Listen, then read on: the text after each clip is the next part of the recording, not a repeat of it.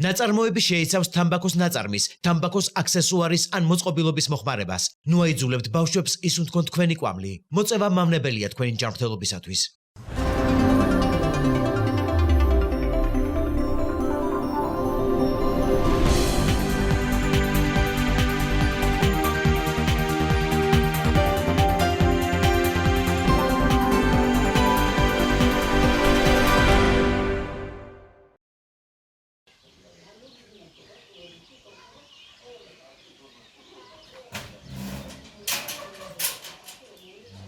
იმერეთის სოფელ მეორე სვირში 12 წლის ბექაბერიძე ზურგით თუთის ფოთოლს ყოველდღე აბრეშუმის ჭიის გამოსაკვებად ეზიდება.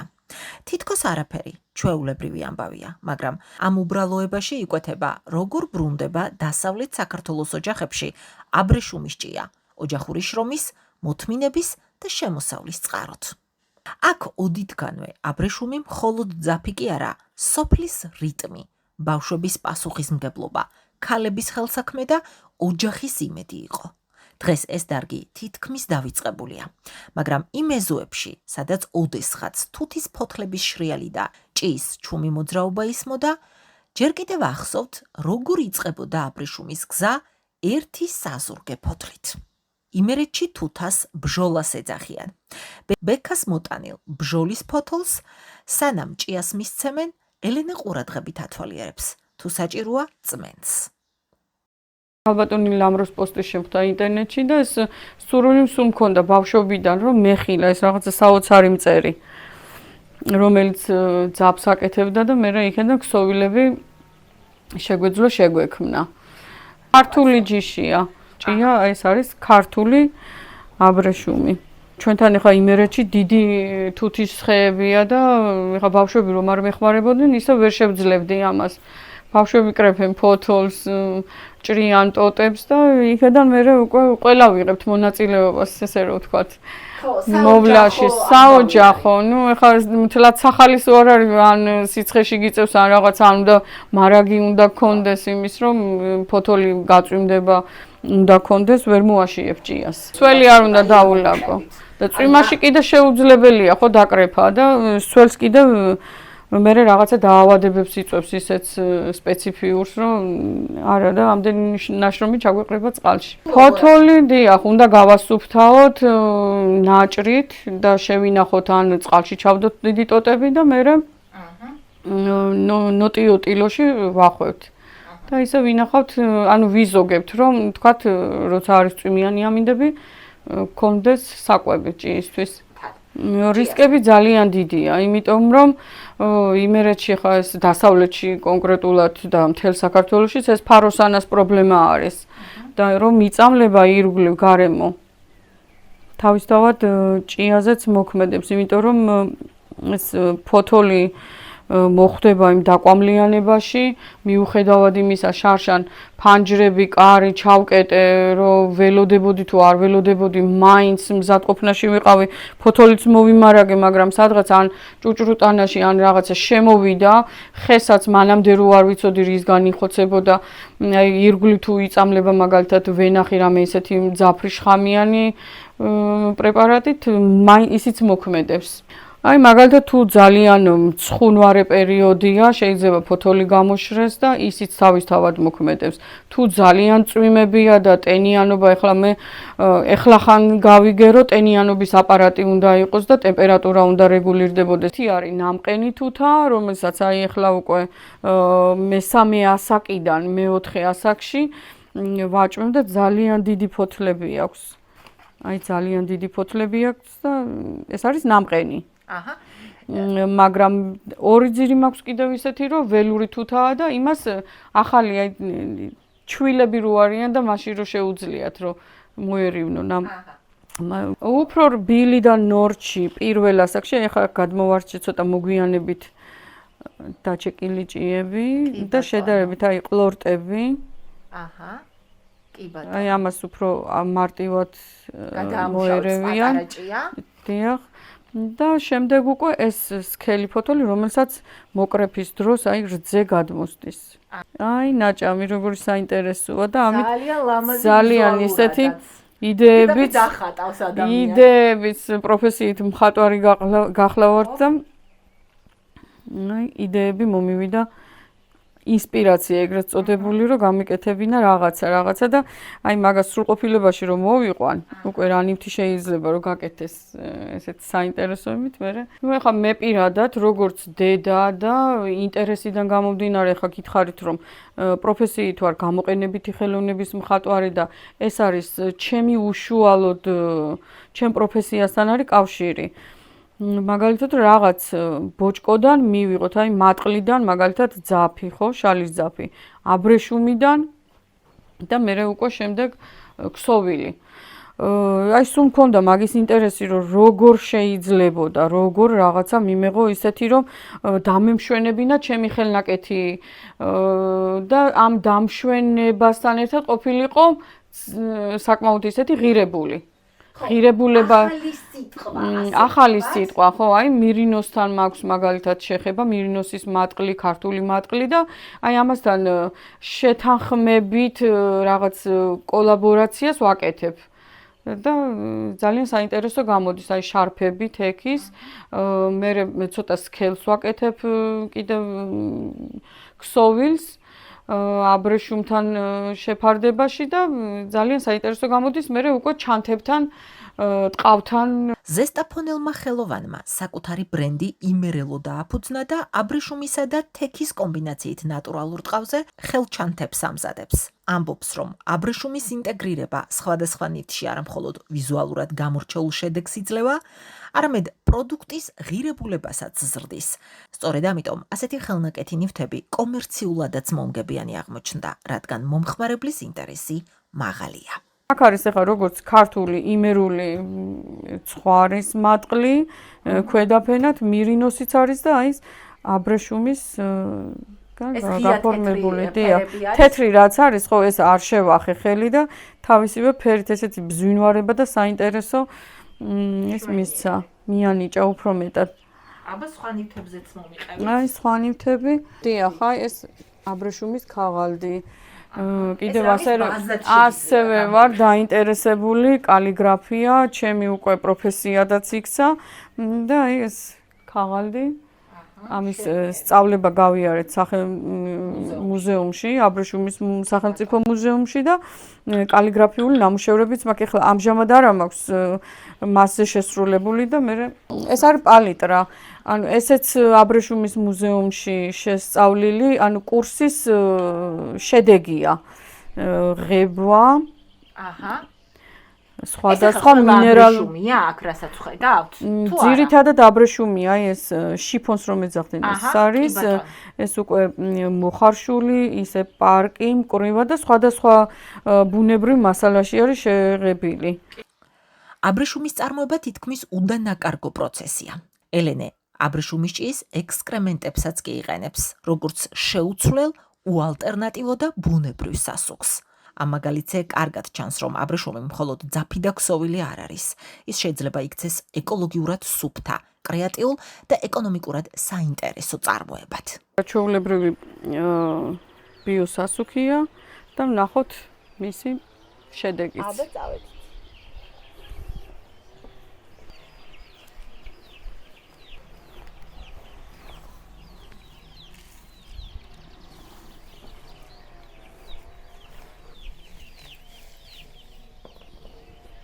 აი შედეგი. პარაკა. იმერეთიდან აბრეშუმის გზას გურიაში გავყევით. ჩოხატაურის მუნიციპალიტეტის სოფელ ხიდისთავში ნინო გუდავაძემ გვიმასპინძლა. ის თბილისიდან სოფელში საცხოვრებლად სულ რაღაც 2 წლის წინ გადმოვიდა. ხის მცირე ფერმა მოაწყო და ყველის საწარმოც გააკეთა. ნინომ სოფელში მცხოვრები ქალებისთვის საშაბათო სკოლაც შექმნა. სივრცე არაფორმალური განათლებისთვის, შეხვედრებისთვის და პრაქტიკული ტრენინგებისთვის. ცოტა ხნის წინ მისი ინტერესის სფეროს მეაბრეშუმეობაც დაემატა. აბრეშუმის ჭიის მოვლა გამოზრდისა და ხარისხენი პარკის მიღების ტექნოლოგიას თავადაც დაეუფლა და მიღებულ ცოდნას სხვებსაც უზიარებს. ჭიების საკვებით მომარაგება აქაც ბავშვებს აქვს საკუთარ თავზე აღებული. კვებავენ და ზრდის პროცესს ყურადღებით აკვირდებიან. ცდილობენ არ გამორჩეთ, რომელიმე მხომ არ მოიწყინა. ხომ ყველა ჭამს და აქტიურობს. ზუსტად 2 წელია, რაც თბილისიდან სოფელში გადმოვედი საცხოვრებლად, ჩემს მეუღლესთან და შვილებთან ერთად და რაც გადმოვედი სოფელში, მას შემდეგ ვფიქრობდი იმაზე, რომ აღმედგინა ძველი ტრადიცია, რაც იყო სოფელთან დაკავშირებული. ჩემი ცხოვრება ყოფილიყო მიძღვნილი რაღაც ჯანსაღ პროდუქტთან და ასე შემდეგ. და აი ამ საკითხებზე როცა ვფიქრობდი, ზუსტად მაშინ წავაწყდი ინფორმაციას აბრეშუმთან დაკავშირებით და სხვათა შორის ჩოხატაურში იყო საკმაოდ განვითარებული ეს დარგი, ძალიან ბევრი ქალბატონი თითქმის ყველა ოჯახიდან ჩართული იყო ამ პროცესში და ამიტომ გადავწყვიტე რომ აღმედგინა ეს ტრადიცია და წელს ყავს პირველად ჩამოვიყვანეთ ჭია. დავაარსეთ ქალთა საშაბათო სკოლა. ამ სკოლის ფარგლებში ქალბატონებს უტარებთ სხვადასხვა მიმართულებით ტრენინგებს. ერთ-ერთი მიმართულება არის აბრეშუმი. გავახსენეთ იმ ქალბატონებს, ვინც ადრე დაკავებული იყო ამ საქმიანობით და ასევე ჩავრთეთ ახალგაზრდები, ვისაც აინტერესებს, უნდა რომ იცოდეს, რა არის აბრეშუმი, როგორ შეიძლება რომ პარკი ავახვიოთ, პარკისგან ძაფი ავახვიოთ, მათთვის ვაკეთებთ ჩვენ ჯარას შეკვეთილი გვაქვს და ბავშვებს ჩავრთავთ, გვინდა რომ ხელსაქმით დაკავდნენ და ნელ-ნელა ფეხი მოიკიდოს ისევ ამ მშვენიერმა კულტურამ, რაც იყო საკმაოდ განვითარებული ჩვენთან. ოფიციალურად ქალთა საბჭოში არის დაახლოებით 20-მდე ქალბატონი გაწევრიანებული, მაგრამ როდესაც ვატარებთ ტრენინგს, ვცდილობთ რომ მხოლოდ ამ ქალთა საბჭოს წევრებზე არ იყოს გათვლილი და წინა ტრენინგი რაც ჩავატარეთ აბრეშუმის მიმართულებით 45 ადამიანი ესწრებოდა 7 სოფლიდან. 7 სხვადასხვა სოფლიდან მოვიწვიეთ ქალბატონები. პირველი იყო აბრეშუმის მიმართულებით, ხვალ უკვე დაგეგმილი არის კულინარიის მასტერკლასი, მაგრამ ამ კულინარიაში, აი როგორც გითხარით, როცა რაღაცა პროექტს ვაკეთებ პირობითად, ხო? ვცდილობ, რომ ამ პროექტის მიზანი იყოს რაღაცა დაკავშირებული ძველთან. გურიასთან, ტრადიციასთან და ისტორიას, ავთენტურობასთან. ამიტომ ახლა ჩვენ ხვალ კულინარიის მასტერკლასზე კი რაღაც თანამედროვე კერძებსაც დავამზადებთ, მაგრამ გამოვიყენებთ მაგალითად მცენარე ონჭოს, რომელსაც ადრე ჩვენი ბებიები იყენებდნენ სხვადასხვა რძის პროდუქტებში. მის შეფმზარეული გვპირდება, რომ გვასწავლის ისეთ განსხვავებულ საუზმეს ამ ძველი მცენარით, რომელსაც ჩვენ მე ტურისტებს შევთავაზებთ. აუდიტორია არის დაკომპლექტებული ისეთი ადამიანებისგან, ვინც ტურიზმის სფეროში მოღვაწეობს, აგროტურიზმით არის დაკავებული და ჩვენთან ჩამოსულ ტურისტს შესთავაზებს ძველ კერძს სახლებური ინტერპრეტაციით. კი ბატონო, და კიდევ გვაქვს მიმართულება მესამეც, ეს არის ნიადაგის სწორი მოვლა, მულჩირება, ძველი და თანამედროვე ტექნიკის შერწყმა, ჯერჯერობით ეს სამია, ბიოწარმოების ხაზით, დიახ და ჯერჯერობით ეს სამია, მაგრამ იგეგმება კიდევ სხვადასხვა მიმართულების ჩართვაც. ამ ქალთა სკოლის მიზანია, რომ გარდა იმისა, რომ ცოდნა გავუღრმავოთ ქალბატონებს, მათ შევასწავლოთ რაღაცა ისეთი პროფესიის საწყისი ეტაპები, რაც მერე გაუჩენს მათ შემოსავალს და აი არ მობეზრდებათ სოფელში ცხოვრება, არ გაიქცევიან, არ იფიქრებენ თუნდაც ახალგაზრდები იმაზე, რომ როგორც კი სკოლას დაამთავრებენ, გაიქცნენ და აღარ ჩამოვიდნენ. აი მე მინდა ვიყო მათთვის მაგალითი. როცა ჩავატარეთ ჩვენ ტრენინგი და დავარიგეთ ჭია, ძალიან ბევრი ადამიანი მიკავშირდება და რომ მეც მინდა ეს ჩემთვის შემოსავალი იქნება, როგორც ადრე იყო და ასე შემდეგ. კი ბატონო, მაგრამ ჩვენ გარდა იმისა, რომ ქალბატონები აი ამ ლამაზ პარკებს გააკეთებენ და მათ რეალიზაციაში დავეხმარებით, ჩვენ გვინდა სხვა მიმართულების განვითარებაც. გვინდა აბრეშუმის ქაღალდის დამზადება, რომელ პროცესშიც იქნებიან ბავშვები აქტიურად ჩართულები.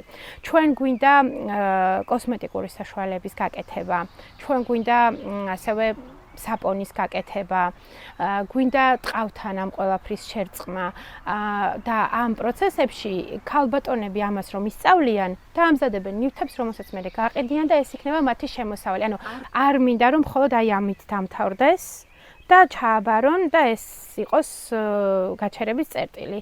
მინდა რომ უფრო და უფრო განვითარდნენ. ეხლა ჩვენ ამ წუთას ვიზუალურად არ გამოიყურება ლამაზად, მაგრამ აი იმ სივრცეში გეგმავთ ქალთა სახელოსნოს გაკეთებას, რომელსაც ძველი ოდას ის ექნება ვიზუალი ექნება და იქ ამ ხელსაქმეს ჩვენ ქალბატონებს შევასწავლით.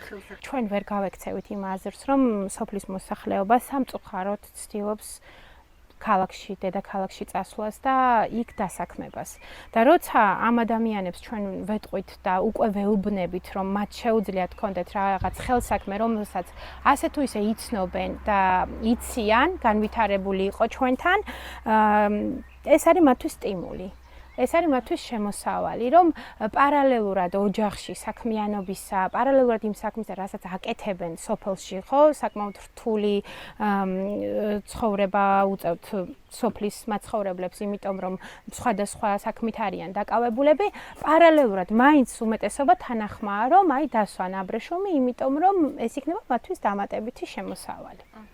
აი ისეთმა ადამიანებმა დაგვირეკეს რომ ჩვენ რატო არ მოგვიყვანეთ ჭია, რომელსაც მაგალითად ძროხებიც ყავს, თხებიც ყავს, თხილიც აქვს, კიდევ დადის დამატებით სხვადასხვა სამუშაოებზე, მაგრამ უნდა მაინც, იმიტომ რომ უნდათ რომ კონდეთ შემოსავალი, მით უმეტეს იციან ეს სფერო. საშაბათო სკოლაში გურულმა ქალებმა ელენე ჯუღელის მენტორობით აბრეშუმისგან ქაღალდის დამზადება ისწავლეს. ასე გაჩნდა გურიაში კიდევ ერთი სივრცე, სადაც აბრეშუმი მხოლოდ წარსულის ტრადიციად აღარჩება და ახალ პრაქტიკულ და შემოქმედებით ფორმას იძენს. აბრეშუმის პარკისგან ქაღალდის დამზადება რამდენიმე ეტაპს მოითხოვს. უპირველესად პარკი იხარშება, რომ დარბილდეს და მისგან ბუნებრივი წებო, სირიცინი გამოიყოს.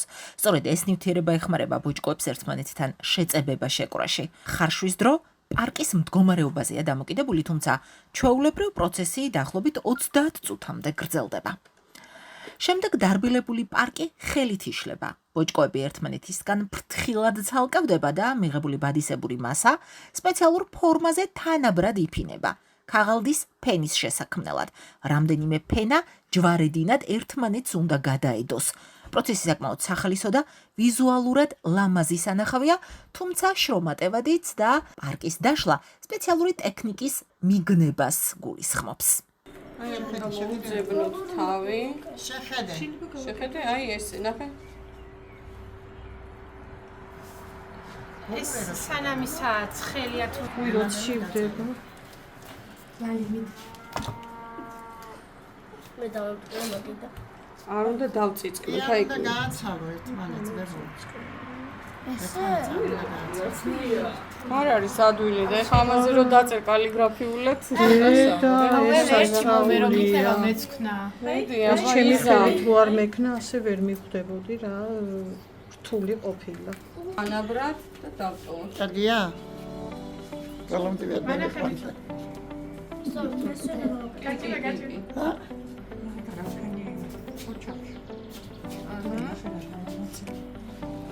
გაწევთ ნელ-ნელა გამოიწევა ეს.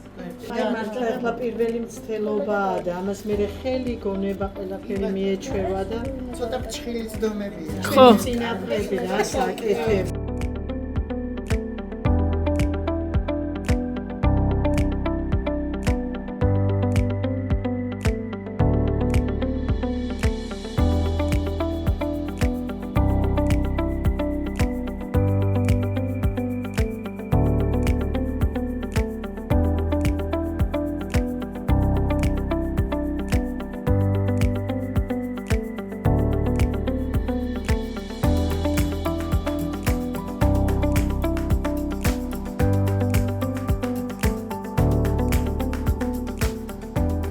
მას შემდეგ რაც აბრეშუმის ფენები სასურველ ფორმას და სისქეს მიაღწევს, ზემოდან ბადე ეფინება და ზედაპირი ფრთხილად მუშავდება. მასა კარგად უნდა გაიჟღინთოს წებოთი, რათა ბოჭკოები ერთმანეთს მყარად დაუკავშირდნენ.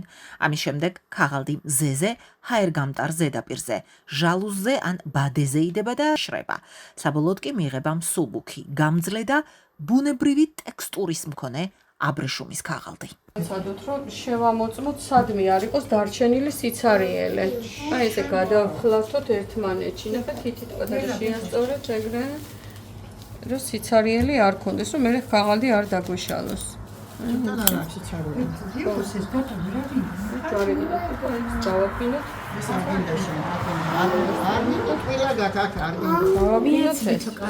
ეს არის ახლა ამ ეტაპისთვის მზად. და მაგას უნდა დავადოთ კიდე წებო, ეხა? ეხლა წებოთი უნდა დამაგრდეს ეგა. აბრეშუმის ჭია სკოლაშიც გამოზარდეს.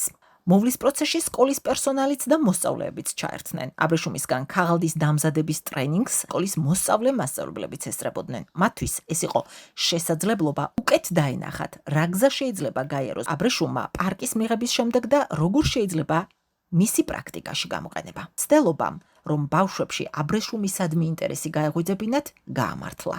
ამ გამოცდილებით კი აბრეშუმი ბავშვებისთვის მხოლოდ ბიოლოგიის გაკვეთილის ნაწილი კი არა, ცოდნად, ხელოვნებად და ახალ შესაძლებლობად იქცა. მოკლედ, აბრეშუმის შემოსვლა ჩვენ სკოლაში დაკავშირებულია ერთ გაკვეთილთან. გაკვეთილზე წარმოიშვა იდეა, ახსენეთ სიკეთის უკუდავება და დაიბადა იდეა. მე ბავშვებს ვუთხრა, რომ ბავშვობაში მყავს ნანახი. მონაწილეობა გაზრდის პროცესში არ მქონდა მიღებული, მაგრამ ვეცდები ვიშოვომეთქი. მე დავიწყე მოძიება, აღმოჩნდი ისეთ ჯგუფში მეაბრეშუმეთა, სადაც ბრძანდებოდა ქალბატონი მაია ბატონი ირაკლი დამაკვალიანეს, ქალბატონი ნინო დამეხმარა და ეს პატარა აბრეშუმის ახალგამოჩეკილი ჭიები მოვიდა ჩვენამდე და მოკლედ ფორმალურ სივრცეში მიღებული განათლება ახლა გადმოვიტანეთ არაფორმალურ სივრცეში. ციგნიერების კლუბის ფარგლებში ხდებოდა ეს ყველაფერი და ამაში ჩაერთო სასკოლო საზოგადოება მთლიანი. ყველა საგნის პედაგოგი აბსოლუტურად. რა თქმა უნდა დირექტორისგან მქონდა თავიდანვე თანხმობა, თორემ მე ამას ვერ გავაკეთებდი. ვიკვლევდით წარსულს, აბრეშუმის წარსულს, როგორ უნდა მიგვეცა თუთისფოთლები, როგორი უნდა მიგვეცა ხარისხს ვიცავდით, აი თითოეულ ფოთოლს წმენდით. სკოლის ტექნიკური პერსონალიც კი ისე გვეხმარებოდა, არ ვიცი ისინი გვხმარებოდნენ, ჩვენ ამას ვერ შევძლებდით და საგანთა შორის ინტეგრაციაც იყო. ყველაფერი მოიცვა მდგრადი განვითარების მიზნები, საგნობრივი სტანდარტები და ისეთი მუშაობა წარიმართა. ბავშვები აწარმოებდნენ ყოველდღიურ კალენდარს, იწერდნენ ყოველ დღე ვინ მოიტანა თუთის ფოთოლი, რომელ საათზეა ჭამდა. მორიგეობა ქონდათ. შტაბ-ჭრილებების კედელი გავაკეთეთ. სტუმარი რომ მოდიოდა ამ შტაბ-ჭრილებების კედელზე თავის ჩანაწერს ვიკეთებდა. ხელნაკეთი წიგნები დაამზადეს, აი ყველაფერს იწერდნენ. მასწავლებლები ღია გაკვეთილებს ატარებდნენ ჭიის სასიცოცხლო ციკლის შესახებ. ისე საინტერესოდ წარიმართა პროცესები და არ ვიცი თემით ჩართული იყო, მშობელიც ჩართული იყო და ამით კარგი შედეგი მივიღეთ საბოლოოდ. ახალგაზრდები რო უკვირდებოდნენ ჭიას, ალბათ ისწავლიან შრომის მოყვარეობას, წესრიგს, აი ყველაფრის მიმართ განსაკუთრებულ მიდგომას, არ ჭამს სხვა ფოთოლს ჭია. უბრალოდ ამასაც დაუკვირდნენ ბავშვები, რომ მხოლოდ თუთას მიიღოს. აი განსაკუთრებული ვიმუშავეთ დიალექტებზეც კი. გურული დიალექტები გამოვიყენეთ, ჩელტი დაამზადეს და იციან ჩელტი როგორ მზადდება. ბჟოლა ალბათ. ბჟოლი, ყაჭი, გურიაში მას ყაჭი ეწოდება და ყაჭი დავაყურე, რომ იტყოდნენ ეს ძველად ასეთი ფრაზა არსებობდა გურიაში. და ბევრი დარგი მოიცვა ამან ჩვენ სკოლაში, რამდენიმე საგანი. გაერთიან და არ ვიცი ისეთი ცოდნა შეიძინეს, ეს იყო პრაქტიკული სწავლება, არაფორმალური განათლებისა და ფორმალურის ინტეგრაცია და ყველაფერი მოიცვა ერთად. შრომით მოყარი გავხდი და ძალიან მომეწონა აბრეშუმის ჭია, ჯერ არ მყავდა ნანახი და მეოთხე კლასის მოსწავლე გავხდი, მაშინ შევიძინე შრომით და შეგიყვარდათ ალბათ, ხო? მე ძალიან შემოყვარდა. თუ გქონიათ ისეთი მომენტი, რომ აი შედიხართ, თქვათ, დახედავთ და აი რაღაცა რომელიღაცა არ მოგეწონათ, ცოტა უძრავად არის გქონიათ ეგეთი და რას აკეთებთ ამ დროს? მასწავლებელთან გავფრინავთ და ვეუბნებთ მას ეს არ მოძრაობს, ან პარკი დაიხვრია, ან ცხენერი ფერი აქვს. ტრენინგზე ძველი მეაბრეშუმე დარეჯან კალანდაძეც გავიცანით. მას უკითხეთ, რა როლი ჰქონდა მეაბრეშუმეობას გურულების ცხოვრებაში, რა დარჩა დღეს ამ ტრადიციისგან და რამდენად მნიშვნელოვანია დარგის ხელახალი გაღვიძება. მისი გამოცდილება აჩვენებს, რომ აბრეშუმი გურიაში მხოლოდ ძველი ხელობა არ ყოფილა, ის სოფლის ოჯახებისთვის დამატებითი შემოსავლის წყარო და ქალების შრომის მნიშვნელოვანი ნაწილი იყო. დღეს კი მეაბრეშუმეობის დაბრუნება გურული ქალებისთვის შესაძლოა თვითდასაქმებისა და ადგილზე დამაგრების ახალ შესაძლებლობად იქცეს. მე 80 წელში გამოვთხოვდი ამ სოფელში და ჩემ დედამთილს ყავდა აბრეშუმი და პირველად მაშინ აქ ვეზიარე ამ საუკეთესო დარგს, რასაც ქვია. და მე 3 წლის მერე დედამთილი რომ გარდაიცვალა, ჩვენ ოჯახში ტრადიცია დარჩა, რომ მეც უნდა მეწარმოებია ეს აბრეშუმი, რომ აუცილებელი იყო. კოლექტივს ყავდა ეს აბრეშუმი და აუცილებელი იყო ეს, რომ უნდა ვყოლოდა ჩვენც. და პერსპექტივა ქონდა იმისი, რომ ყველანაირად ხელს გვიწყობდნენ. აბრეშუმის თუთის მოტანაში მე ყველა კვირაში თითქმის აგრონომი დადიოდა, მე აბრეშუმი აგრონომი და ამოწმებდა რამე ხომ არ ჭირდებოდა. ხო და გვიწყობდნენ ხელს. შემოსავლიანი იყო, ძალიან დატვირთული პერიოდი იყო იმ დროში ეს, რომ აბრეშუმი იყო, ჩაი იყო, ყანა იყო, 2 შვილი ბავშვი მყავდა. და მეუღლე მეხმარებოდა და ვახერხებდით ამას როგორმე ვახერხებდით ყველანაირად და ფასი ხომ მქონდა, როგორც კი გამოვხეკდით, ეგრევე ვაბარებდით. ან თვითონ მანქანა მოვიდოდა წაიღებდა, მაგრამ მე ისა წლის ბოლოს კიდე მე-12 თვე რო დამთავრდებოდა, მე-13 თვეს ოძახოდნენ. პრემიას გვაძლევდნენ და საჩუქრები იყო. მოწინავე მე აბრეშუმე ვიყავი. ამასთან ერთად 2 შვილი ბავშვით. უკმაყოფილო დაგვჭა ქალები, რომ რატომ არ შეგვატყობინეთ, ჩვენც დავისვამდითო. მე ერთმა ქალმა მითხრა, რომ მქონდა ისა ბჟოლი ეზოშიო და რატომ არ მითხარი, უთხარი არ იყო რაოდენობა იმდენი და ყველას ვერ უთხარი, მე გაისათ იქნება თქვა დავაგულიანე ქალები. ტრენინგიც დასასრულს მიუახლოვდა. დღეისათვის ეს აქტივობა დასრულებულია და ამას ჭირდება ხა დრო, რამოდენიმე საათი, სავარაუდოდ 1 დღე გაშრება და უკვე მზად იქნება შემდეგი აქტივობისთვის. გინდ კალიგრაფიულად შესრულდება ნამუშევარი, გინდ ნახატი სასურველი, რაც ეტოვებათ ბავშვებს. შეხვედრის დასასრულს ამ დღის სამახსოვროდ ტრენერმა ელენემ ტრენინგის ყველა მონაწილის სახელი ქართული ორიგინალური კალიგრაფიით დაიტანა. ზესტაფონიდან გურიამდე ნანახმა ისტორიებმა აჩვენა, რომ აბრეშუმი წარსულის დავიწყებული ტრადიცია კი არა, რესურსია, რომელსაც ხელახლა აღმოჩენა სჭირდება. და ალბათ სწორედ აქ არის მისი მთავარი ძალაც. ძველი ცოდნაც ხომ ახალ იდეებს უკავშირდება, ხოლო თუთის ფოთლიდან დაწყებული გზა შეიძლება თანამედროვე, უდანაკარგო და შემოქმედებით წარმოებამდე მივიდეს.